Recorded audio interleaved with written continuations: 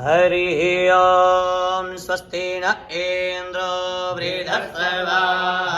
स्वस्ति नः पूषा विश्ववेदाः स्वस्ति नस्तार्क्ष्यो अरिष्टनेमिः स्वस्ति नो बृहस्पतिर्दधातु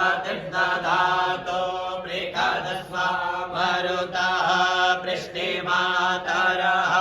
शुभं यावानो विदते जगमयः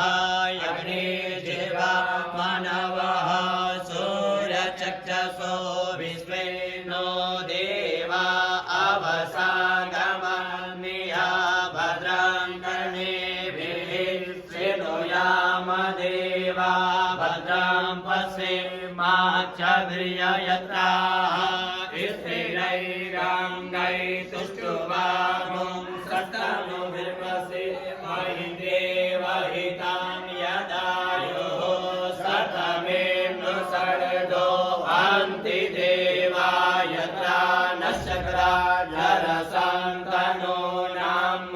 पुत्रासो यत्र पितरो भवन्ति मानो मर्यारिकता युर्गन्तो